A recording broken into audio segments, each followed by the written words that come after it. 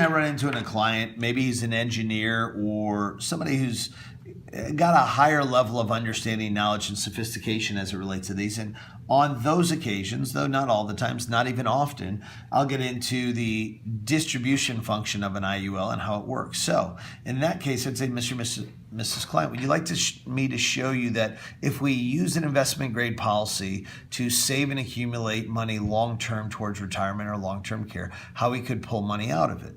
Okay, so let's say we've got this big bucket, we've got this life insurance policy, and let's say the life insurance policy is a $500,000 policy. And that $500,000 almost creates like a barbed wire around my savings and investments to prevent taxes from getting inside of here. And let's say you're putting in, or a client is putting in, I don't know, let's say $400 a month for maybe 30 years or something like that.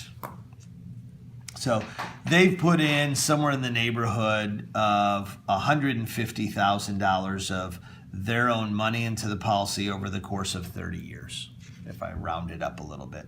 Let's say over the course of 30 years, we've built up $1 million of cash inside of this policy, and we've got a $500,000 life insurance benefit.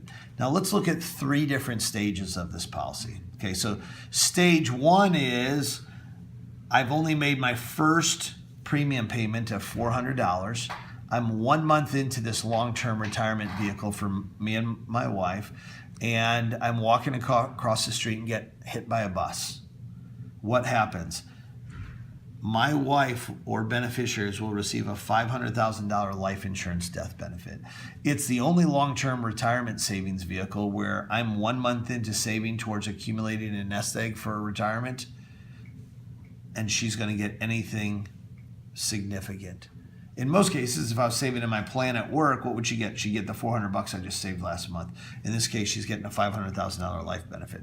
But let's say my good friend Shane pushes me out of the way of that moving bus, and for 30 years I save $400 a month. I put about $150,000 of my own money in there, and we've accumulated about $1 million in cash value in there. Let's say at age 65 I retire, and in this case Shane isn't with me. I get hit by the bus. What happens then? All of the cash value that I have plus the insurance benefit pays out as a death benefit to my spouse. So is that a good thing or a bad thing? And then it pays out income tax-free. It does not pay out tax-free because that money is still going to count towards my estate taxes. So it'd be inaccurate to say it pays out tax-free. It does pay out income tax-free, as my beneficiaries will not pay any income taxes on this death benefit. But let's say, once again, my good friend Shane shows up in the nick of time and pushes me out of the way of the bus, and I begin to pull money out in retirement, in distributions. So the first thing the government or the IRS is going to allow me to do is I put in $150,000 of my own money in this policy over the course of 30 years. They're going to let me pull all of this money out in the form of a withdrawal. And when I'm withdrawing my premiums out, I don't pay any income taxes on that money. So let's say I wanted to live on $75,000 a year in retirement, so I'd pull out a withdrawal of $75,000 the first year, year 1, and $75,000 the second year, year 2, in the form of a withdrawal. Now, let me ask you this. Of all that money I put in over the course of 30 years, is it possible some of that money didn't go to the savings feature? Is it possible some of that money went to the cost of insurance and others' fees and expenses? Of course. There was lots of deductions that took place, but regardless of where my premium payments went to, the IRS allows me to pull 100% of the money that I put into it out of the policy in the form of withdrawals, and I don't pay any income taxes on my withdrawals.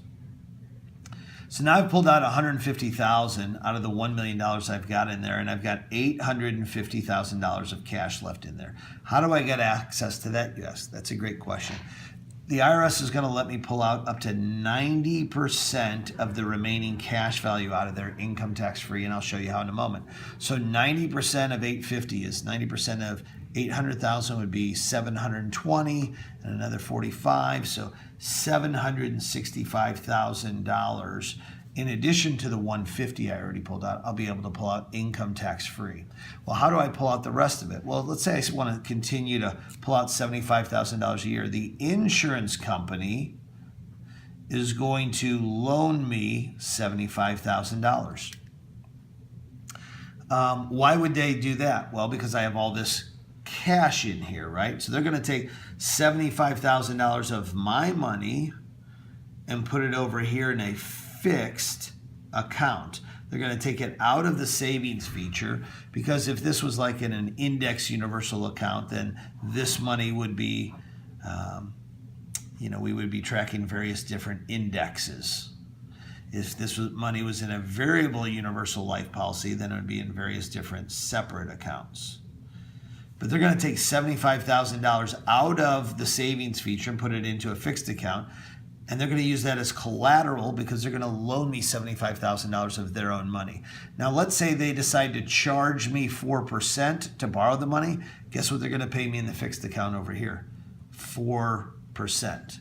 So what happens is these two cancel each other out. We wind up paying 0% in interest. It's what many in the industry call a wash loan. Okay, so 0% in interest. And because I'm borrowing money from the insurance company, how much income taxes do we pay on money that we borrow that's loaned to us?